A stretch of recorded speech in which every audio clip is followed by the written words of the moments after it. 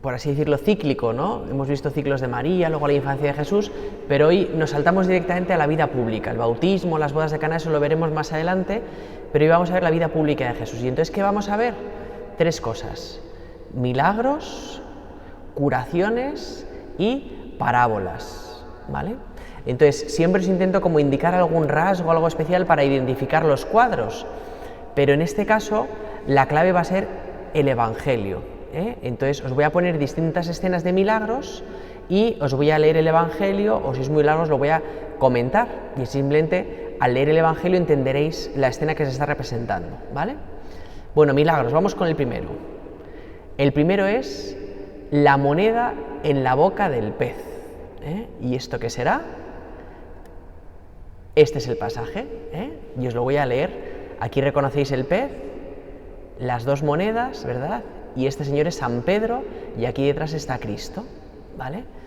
Esto viene del Evangelio de Mateo, dice: cuando llegaron a Cafarnaún, los que cobraban el impuesto de las 2 dracmas se acercaron a Pedro y le preguntaron: ¿vuestro maestro no paga las 2 dracmas? Contestó: sí. Cuando llegó a casa, Jesús se adelantó a preguntarle: ¿qué te parece, Simón? ¿Los reyes del mundo a quién cobran impuestos y tasas? ¿A sus hijos o a los extraños?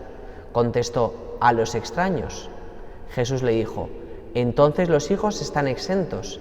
Sin embargo, para no darles mal ejemplo, ve al mar, echa el anzuelo, coge el primer pez que pique, ábrele la boca y encontrarás una moneda de plata. Cógela y págales por mí y por ti. Entonces, ¿cómo reconocer esta escena? Veis con las 2 monedas. Aquí veis otra más moderna, el pescado y San Pedro entregando ese dinero a los centuriones, ¿vale? Bueno, un milagro.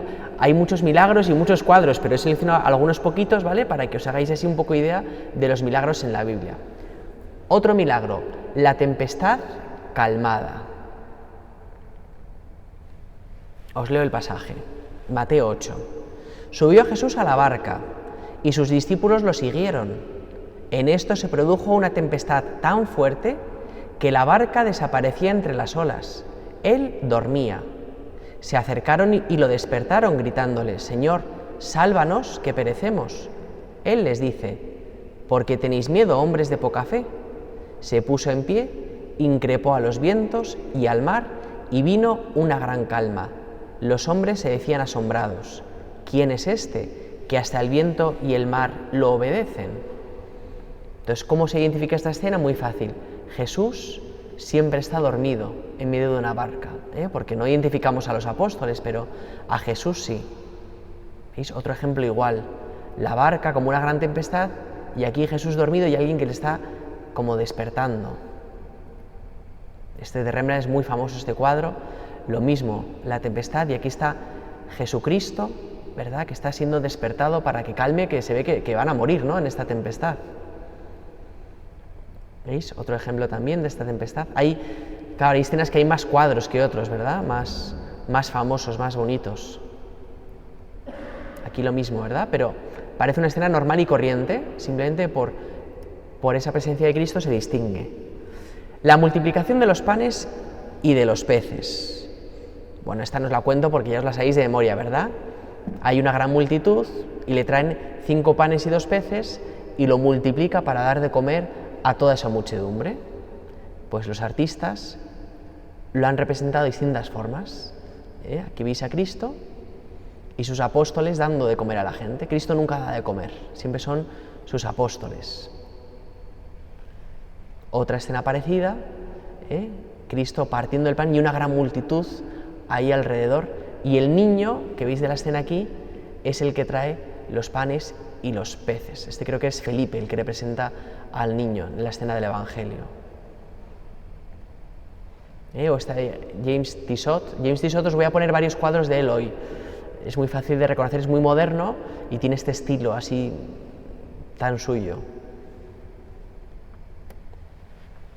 Otra escena, la resurrección de la hija de Jairo. Esta os la leo, hay escenas quizá menos conocidas y por eso os las leo. Lucas 8 dice: llegó entonces un hombre, os pongo para que lo veáis. Llegó entonces un hombre llamado Jairo, que era jefe de la sinagoga, y echándose a los pies de Jesús le rogaba que entrase en su casa, pues tenía una hija única de unos 12 años que se estaba muriendo. Estaba todavía hablando cuando llega uno de casa del jefe de la sinagoga diciendo: «Tu hija ha muerto, no molestes más al maestro». Pero Jesús, oído esto, le respondió: «No temas, basta que creas y se salvará». Al llegar a la casa, no dejó entrar con él más que a Pedro, Santiago y Juan, y al padre de la niña y la madre. Todos lloraban y hacían duelo por ella, pero él dijo: «No lloréis, porque no ha muerto, sino que está dormida». Y se reían de él, sabiendo que había muerto. Pero él, tomándola de la mano, dijo en voz alta: «Niña, levántate». Y retornó su espíritu y se levantó al instante. Entonces, ¿cómo reconocer esta escena? Siempre hay una niña como muerta y Cristo cogiéndola de la mano, siempre, como dice el Evangelio. Hay pocos personajes porque estaban solamente Santiago, Juan y Pedro, ¿verdad? Y los padres. En esta otra lo veis mucho mejor, ¿verdad? Cristo cogiendo de la mano, los 3 apóstoles y los padres, y la niña como medio muerta. ¿Veis? Lo mismo. Esta es más moderna. Los apóstoles y la niña medio muerta. Y de James Tissot otra vez.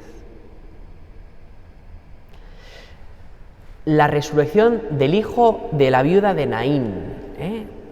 Como veis, hay 3 resurrecciones en la Biblia de Jesús, ¿no? La que hemos visto, la de la hija de Jairo, y ahora la de el hijo de la viuda. Os pongo la escena y dice así, de Lucas 7. Poco tiempo después, iba camino de una ciudad llamada Naín, y caminaban con él sus discípulos y mucho gentío. Cuando se acercaba a la puerta de la ciudad, resultó que sacaban a enterrar a un muerto, hijo único de su madre, que era viuda, y un gentío considerable de la ciudad la acompañaba. Al verla el Señor, se compadeció de ella y le dijo: «No llores», y acercándose al ataúd, lo tocó. Los que lo llevaban se pararon y dijo: «Muchacho, a ti te lo digo, levántate». El muerto se incorporó y empezó a hablar y se lo entregó a su madre. ¿Cómo reconocer esta escena? Pues porque hay un ataúd y Cristo toca. Son momentos únicos de la Biblia estos. ¿Vale? Tercera resurrección, la de Lázaro, que esta la conocéis, ¿verdad? No hace falta que os la lea, esta es muy conocida. Esta aparece, en cambio, en muchos cuadros, ¿vale?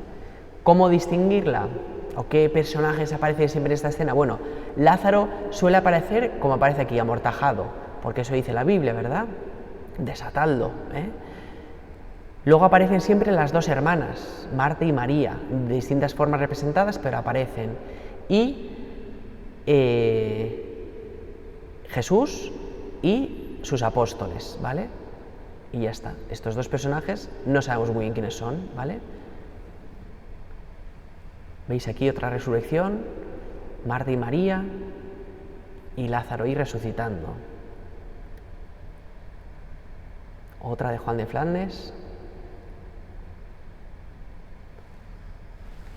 Esta de Caravaggio, esta tiene la peculiaridad, por así decirlo, de la mano de Jesús, que si os acordáis es muy parecida a la famosa de Miguel Ángel, ¿no? De la Capilla Sixtina, donde da vida a Adán, Dios, ¿no? Pues como representando a Dios, dando la vida otra vez a Lázaro. Esta de José de Ribera.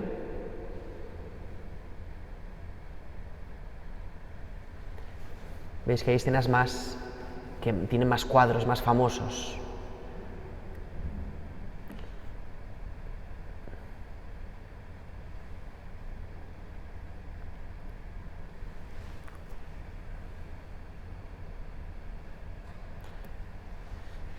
José Maea.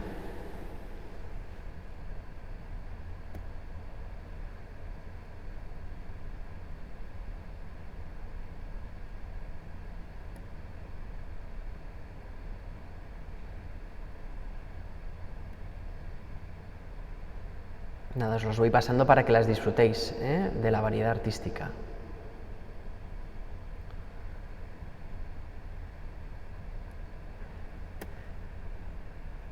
Karl Bloch sí que es como más moderno y tiene cuadros muy bonitos, ya veréis que algunos os pondré de él, muy luminosos todos ellos.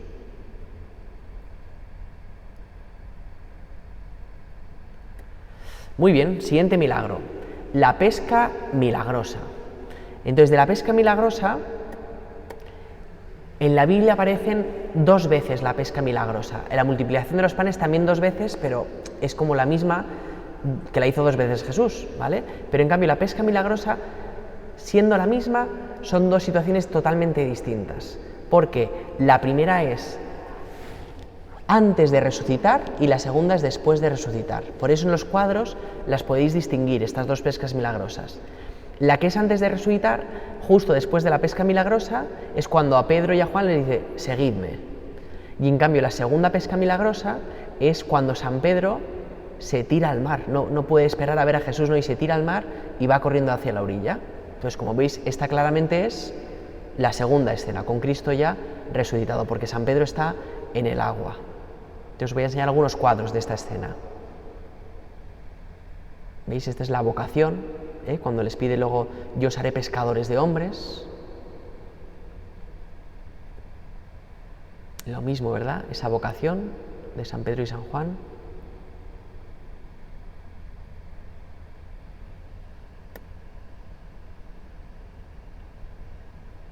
Esta, en cambio, es la resucitado ya él.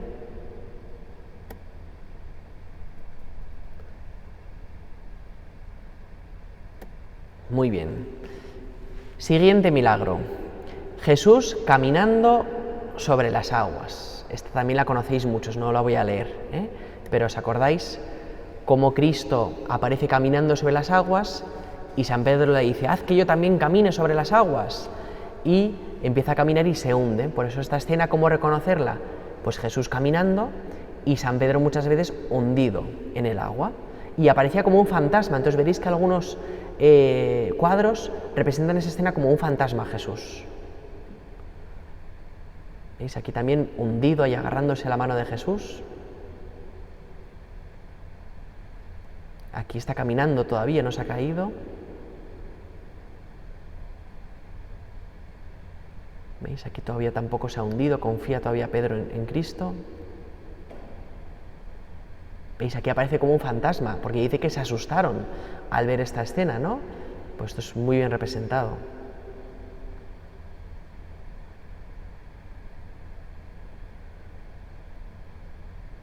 ¿Veis? El fantasma.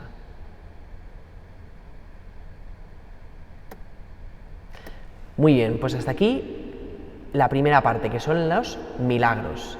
Vamos a pasar ahora a las curaciones. En la vida pública de Jesús, ya sabéis que hizo milagros, y algunos de esos milagros eran de curaciones de personas. Pues vamos a hacer lo mismo, ¿vale? Os leeré los pasajes menos conocidos y simplemente para que los vayáis disfrutando y reconociendo. Lo primero, la curación de la suegra de Pedro. ¿Vale? Pues esta ya sabéis la escena, ¿no? Que estaba pues mala y fue y la curó. Entonces, ¿cómo se distingue esta de la resurrección de la hija de Jairo que hemos visto antes? Pues muy fácil, porque no es una niña, sino que es una mujer, y además tirando a anciana, porque era la suegra de Pedro. Otra curación, la del criado del centurión. Os voy a leer la escena, ¿vale? Es de Mateo 8, dice, al entrar Jesús en Cafarnaún, un centurión se le acercó rogándole, Señor, tengo en casa un criado que está en cama paralítico y sufre mucho, le contestó, voy yo a curarlo. Pero el centurión le replicó, Señor, no soy digno de que entres bajo mi techo, basta que lo digas de palabra y mi criado quedará sano. Y sigue el discurso, ¿verdad? Y dice que en ese momento y en aquel momento el criado quedó sanado. Entonces, ¿cómo se representa esta escena? Pues veis al centurión rogando a Dios, pero nunca hay un enfermo, porque es una curación a distancia, en este caso. ¿Veis? Otro centurión rogándole ese milagro. Otra curación, la de la hija de la mujer cananea o sirofenicia. Os pongo el cuadro y os lo leo, que a lo mejor así de primeras no lo reconocéis, pero ya veréis como el perrillo ese que veis abajo es fundamental. Dice así, Mateo 15. Jesús salió y se retiró a la región de Tiro y de Sidón. Entonces, una mujer cananea saliendo de uno de aquellos lugares, se puso a gritarle: «Ten compasión de mí, Señor, hijo de David. Mi hija tiene un demonio muy malo». Él no le respondió nada. Entonces los discípulos se le acercaron a decirle: «Atiéndela, que viene detrás gritando». Él le contestó: «Solo he sido enviado a las ovejas descarriadas de Israel». Ella se acercó, este es el cuadro, ¿no?, por así decirlo.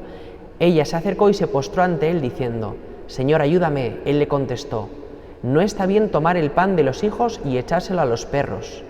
Pero ella repuso: «Tiene razón, Señor, pero también los perritos se comen las migajas que caen de la mesa de los amos». Jesús le respondió: «Mujer, qué grande es tu fe, que se cumpla lo que deseas». Y su hija quedó curada. Entonces, como veis, no hay un enfermo, sino es la madre suplicando esto a Jesús y el perro para entender que es esta mujer, ¿verdad?, que habla de los perros. ¿Veis? Aquí otra igual, una mujer rogando y el perro, para recordar que es esta escena y no otra. Curación de la mujer encorvada. Bueno, ya sabéis, una mujer encorvada que pide que sea curada. Pues esta aparece así, por ejemplo, pues una mujer encorvada, y en una sinagoga, que fue el escándalo también de este milagro. Curación de la oreja de Malco. ¿Sabéis quién era Malco, no? Cuando apresan a Jesús y San Pedro saca la espada, corta la oreja, y Jesús dice: «No, aquí quien mata a espada muere a espada», ¿no? Y entonces Jesús dice que le curó. Entonces, ¿cómo reconocer esta escena? Porque si os fijáis de primeras es muy difícil de descubrir. Pues sobre todo siempre por la espada de San Pedro, siempre aparece, tiene que aparecer para reconocer esta escena.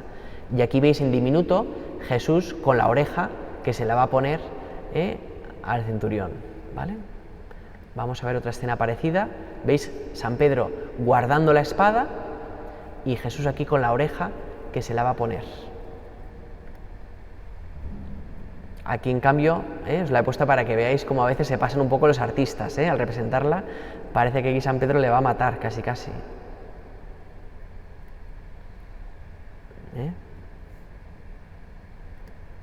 Muy bien, otra curación, la de los 10 leprosos. ¿Os acordáis de este pasaje? Os lo resumo, porque este sí que es muy conocido. 10 leprosos van a pedir curación. Jesús les dice: «Id al sacerdote y ofreced el sacrificio de que habéis sido curados». Y en el camino hacia el templo son curados. Y dice que solamente uno volvió. Entonces, el primer cuadro vais a ver que es muy fácil de entender esta escena.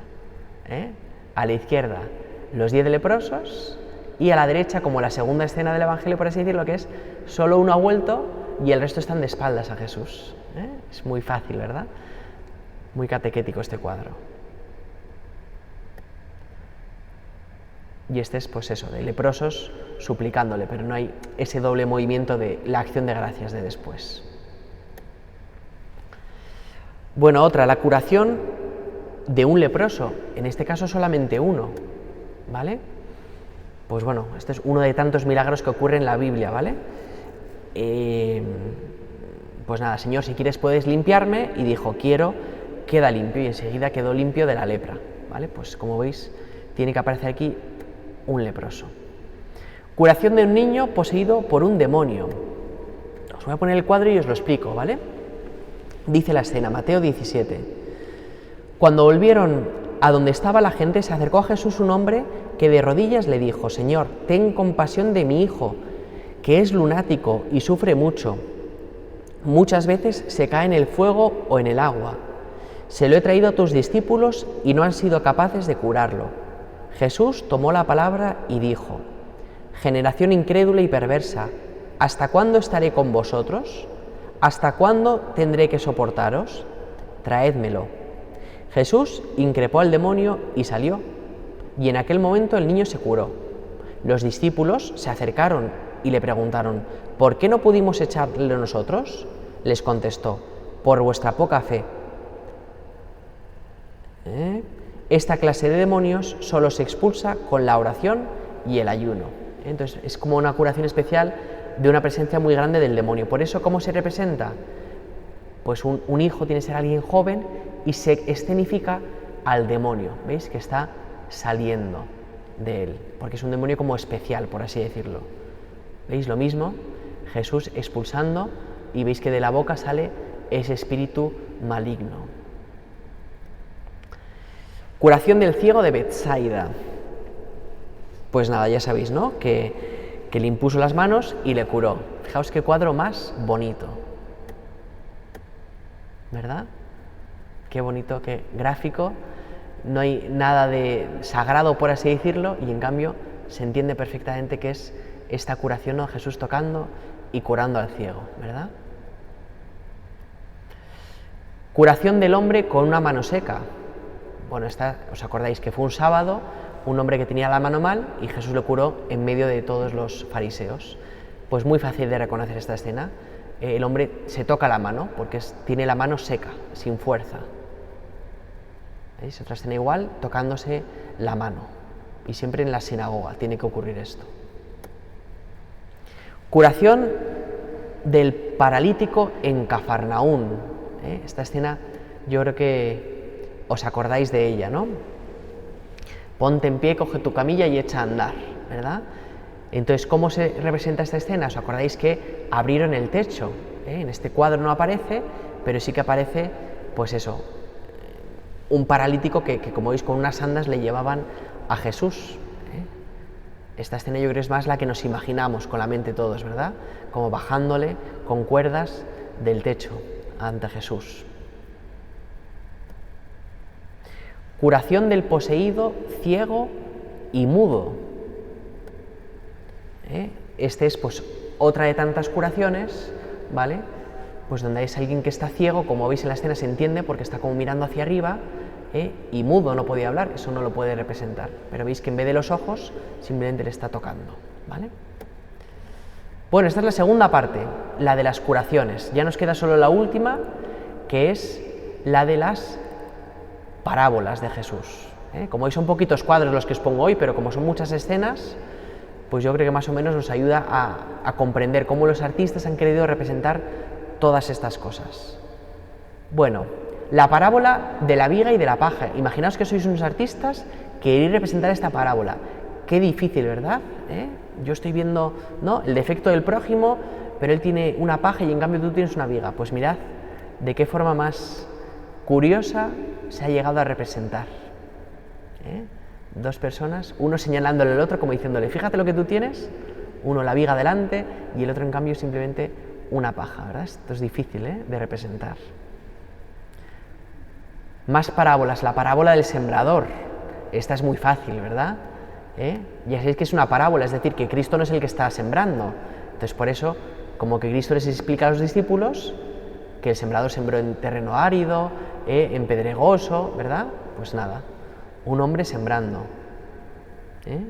Pues ya está, esta es fácil de representar, esta parábola. Parábola de los viñadores homicidas. ¿Os acordáis de esta parábola? Era ¿no?, que un hombre tenía una viña, la arrendó a unos labradores y fueron matando a todos los que iban viniendo. ¿Cómo se ha representado esta escena? Pues así, por ejemplo, con muertos en medio de una viña, de un lugar como cuidado para ser trabajado. ¿Vale? Parábola de las 10 vírgenes. ¿Os acordáis de esta parábola, no? 5 necias, 5 sensatas. Pues bueno, aquí por ejemplo, pues la creatividad, ¿no? Las 5 que están ya como en el cielo, como ya luminosas, y en cambio las otras 5, las necias, suplicando, ¿no? Ábrenos, ábrenos, y nadie les hace caso. Parábola del buen samaritano. ¿Os acordáis de esta parábola, no? Pero os la voy a leer, porque esta sí que merece la pena leerla. Lucas 10. Pero el maestro de la ley, queriendo justificarse, dijo a Jesús, ¿y quién es mi prójimo? Respondió Jesús diciendo, un hombre bajaba de Jerusalén a Jericó, cayó en manos de unos bandidos que lo desnudaron, lo molieron a palos y se marcharon, dejándolo medio muerto. Por casualidad, un sacerdote bajaba por aquel camino, y al verlo dio un rodeo y pasó de largo. Y lo mismo hizo un levita, que llegó a aquel sitio. Al verlo dio un rodeo y pasó de largo. Pero un samaritano que iba de viaje llegó a donde estaba él, y al verlo se compadeció, y acercándose le vendó las heridas, echándoles aceite y vino, y montándolo en su propia cabalgadura. Lo llevó a una posada y lo cuidó. Al día siguiente, sacando 2 denarios, se los dio al posadero y le dijo: cuida de él, y lo que gastes de más te lo pagaré cuando vuelva. ¿Cuál de estos 3 te parece que ha sido prójimo del que cayó en manos de los bandidos? Pues veis la escena, ¿no? Explicando esta misericordia de Dios.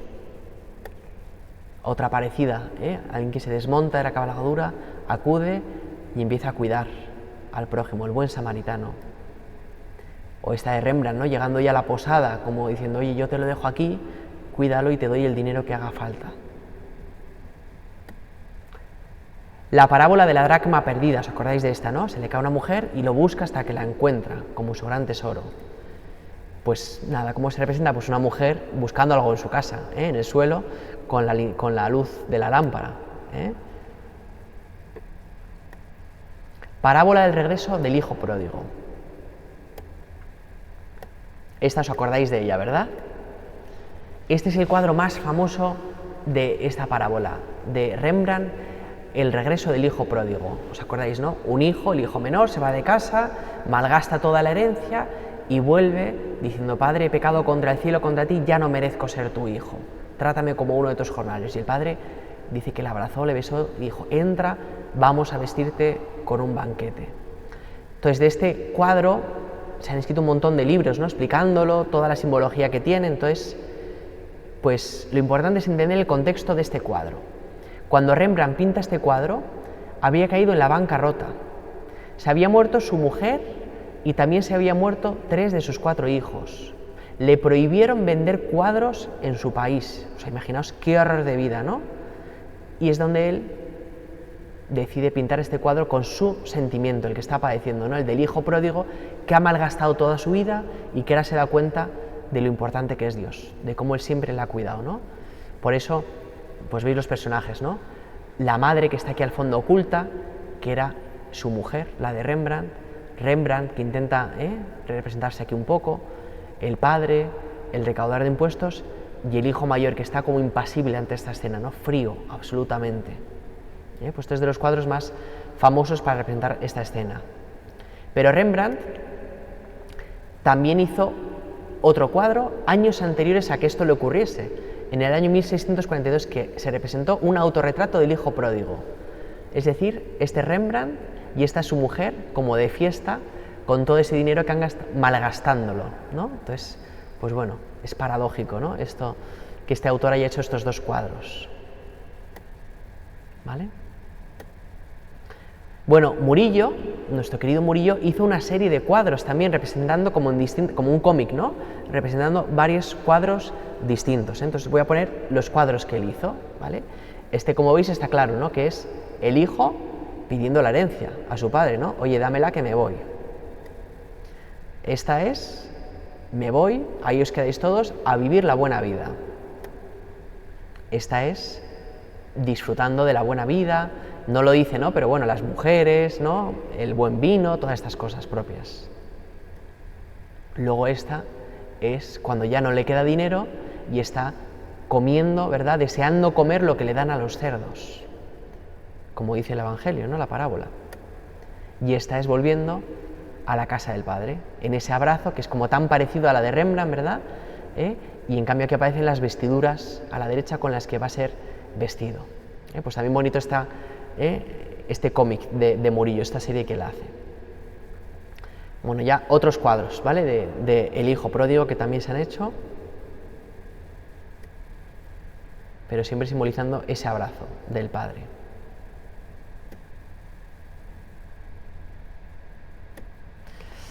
Muy bien. Otra parábola, la de el rico Epulón y el pobre Lázaro. Os la voy a leer para que la entendáis. Dice Lucas 16: había un hombre rico que se vestía de púrpura y de lino y banqueteaba cada día. Y un mendigo llamado Lázaro estaba echado en su portal, cubierto de llagas y con ganas de saciarse de lo que caía de la mesa del rico. Y hasta los perros venían y le lamían las llagas. Sucedió que murió el mendigo y fue llevado por los ángeles al seno de Abraham. Murió también el rico y fue enterrado, y estando en el infierno, en medio de los tormentos, levantó los ojos y vio de lejos a Abraham y a Lázaro en su seno, y gritando dijo: Padre Abraham, ten piedad de mí, y manda a Lázaro que moje en agua la punta del dedo y me refresque la lengua, porque me torturan estas llamas. Pero Abraham dijo: Hijo, recuerda que recibiste tus bienes en tu vida, y Lázaro a su vez males. Por eso ahora él es aquí consolado, mientras que tú eres atormentado. Entonces, ¿cómo se representa esta escena? El rico y el pobre tienen que aparecer. El rico, ¿verdad?, disfrutando, que entendemos que es este hombre así, hermoso, y en cambio aquí el pobre, que siempre tiene que estar con los perros lamiéndole las heridas, para reconocer que es el pobre Lázaro. Es otra escena igual, ¿no? El pobre ahí a la mesa y el rico disfrutando de sus comidas e ignorándole. O esta otra, que es más curiosa porque el pobre, claro, está fuera y el rico no se le ve, pero está dentro disfrutando del banquete. Y en esta ni siquiera aparece el rico, solo el pobre, como uno más de entre los pobres, ¿no? Ignorado.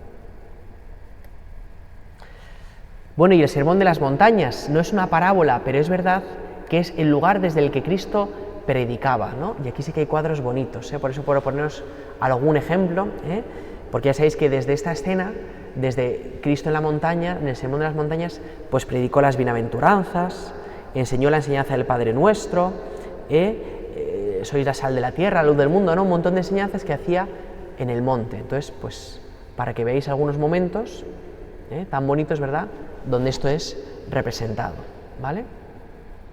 Bueno, como nos quedan unos minutos, porque no sabía cuánto iba a enrollarme yo con estas cosas, vamos a ver una última cosa de la vida pública de Jesús, que es su encuentro con las mujeres, porque hay distintas escenas de la Biblia donde narran encuentros con mujeres, ¿no? Entonces es llamativo porque esto sí que ha sido muy representado, ¿vale? Así que vamos a verlos. Jesús con la mujer samaritana. ¿Os acordáis de este pasaje? Pero os lo recuerdo. Jesús de repente está cansado, se queda en un pozo y los discípulos la abandonan, le dejan solo, cosa que nunca ocurre en el Evangelio. Y una mujer samaritana viene al pozo, y entonces los samaritanos y los judíos se odiaban, y entonces empieza ese diálogo donde Cristo le dice: yo te daré de beber de un agua que salta hasta la vida eterna. Y es la conversión de esta samaritana y de toda su ciudad. Por eso siempre aparece la ciudad a veces al fondo. ¿Veis? El pozo, la mujer y los discípulos que llegan asombrados de encontrarle hablando con una mujer a solas. Siempre es el pozo, lo característico de esta escena de Jesús, ver señalando hacia el cielo. Oye, yo te muestro el camino del cielo. La samaritana. ¿Veis? Igual. Y ella siempre sacando agua, porque es como lo llamativo, ¿no? El hombre sin Dios intenta sacar agua, un agua que nos vuelve a dar sed. Y en cambio el que saque agua de Cristo, todo es distinto. Y muchas escenas, si os fijáis, se representa a la mujer con una túnica amarilla, porque el amarillo era un modo de representar las prostitutas, entre comillas, ¿no? A la Magdalena se le representa de amarillo, y esta mujer, que ya sabéis que estaba casada como con 5 maridos o algo así, pues un poco para representar, pues bueno, que no era una vida muy moralmente correcta, por así decirlo. ¿Veis? De amarillo se la representa.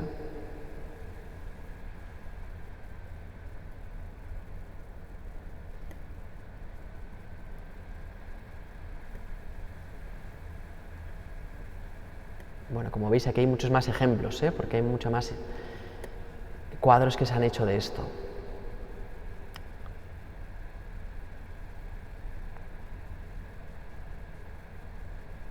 ¿Veis? Karl Bock, que os había hablado antes de él, mucha luminosidad, ¿verdad?, en sus cuadros. Este es genial, ¿verdad? Bueno, siguiente encuentro con mujeres. Jesús y la mujer sorprendida en adulterio. ¿Os acordáis de esta escena, no? Que encuentran a una mujer y dicen: hay que apedrearla. Y entonces Jesús se puso a escribir, ¿verdad?, en el suelo, y dijo: el que esté libre de pecado, que tire la primera piedra. Entonces esta escena a veces se representa a Jesús escribiendo, pero muy poquitas veces se representa. Y sobre todo, pues bueno, esto, ¿no? Que no hace falta explicarlo, ¿verdad? Como a una mujer que la presentan a Jesús para que sea juzgada, ¿no? Y ella pues se siente indigna de este juicio. ¿Veis?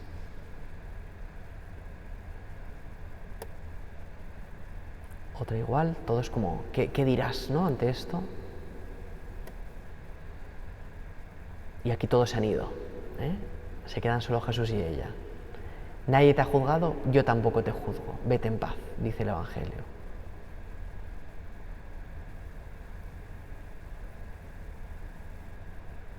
Aquí veis, aparece escribiendo algo. Algunos dicen que eran los pecados, que empezó a escribir pecados.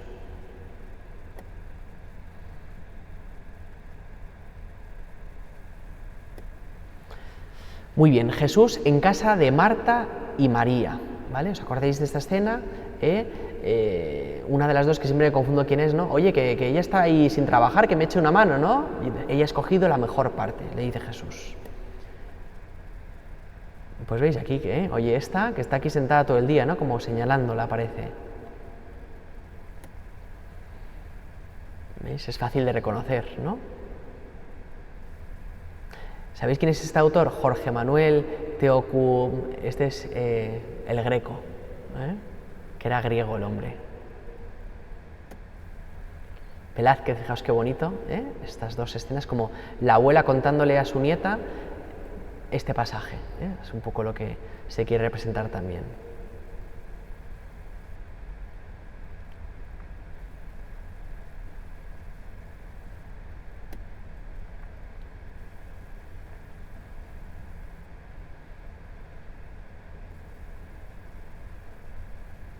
Veis que hay mucha libertad creativa, porque en el fondo no se explica muy bien la escena. Aquí muchos aprovechaban para mostrar el arte, los artistas, ¿no? Para lucirse, porque veis aquí que lo central es como las comidas, más que al fondo las dos Martas y Marías, ¿no? Entonces, algunos aprovechan para hacer eso.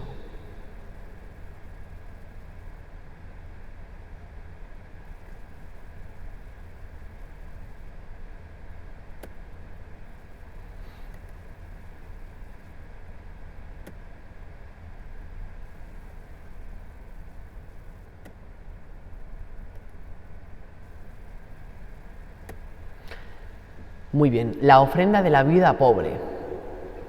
¿Os acordáis de esta escena, verdad? Estaban en el templo y Jesús les dice a sus discípulos, mirad, esa mujer ha echado más que el resto, porque ella pasa necesidad y ha echado de lo que le faltaba. Entonces la veis aquí, ¿no? Esta mujer como así anciana, ¿no? Pobre, echando aquí en el baúl ese que había en el templo. Veis aquí lo mismo, señalando a esa viuda que pasa desapercibida.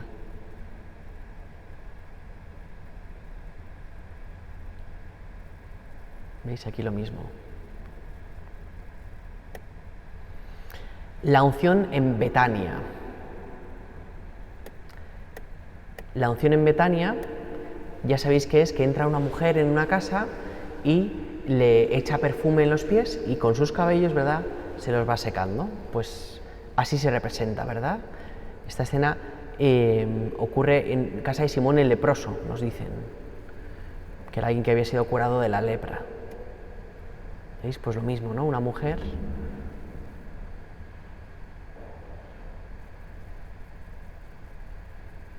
Y sabéis que estos, ¿por qué hay más cuadros de estas escenas? Porque simbolizan mucho la misericordia de Dios, el perdón, y por eso muchos artistas, su vida de artistas conllevaba también una vida de mucho locura, por eso muchos luego querían representar estos cuadros.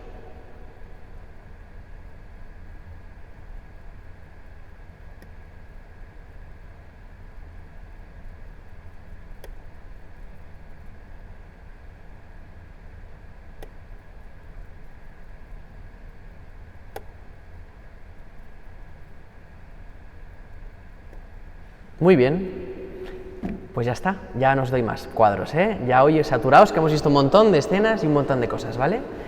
Bueno, diciembre ya no hay más aula de formación, hasta enero no retomaremos y en enero haremos lo que os he dicho, empezaremos otra vez con la vida de Cristo, pues bautismo, bodas de Caná, e iremos así cronológicamente. Y cuando comience la Semana Santa, que comenzará en febrero, muy a principios, aprovecharemos para entrar en la Pasión de Cristo, ¿vale? Que ahí podremos disfrutar de un montón de arte muy bueno. Pues nada, rezamos. Padre nuestro, que estás en el cielo, santificado sea tu nombre. Venga a nosotros tu reino. Hágase tu voluntad en la tierra como en el cielo. Danos hoy nuestro pan de cada día. Perdona nuestras ofensas, como también nosotros perdonamos a los que nos ofenden. No nos dejes caer en la tentación y líbranos del mal. Amén. Sagrado Corazón de Jesús, pues feliz noche a todos, ¿eh? Ya lo siento, el cuello, ¿verdad? Que lo tenéis dislocado de tanto mirar, ¿eh?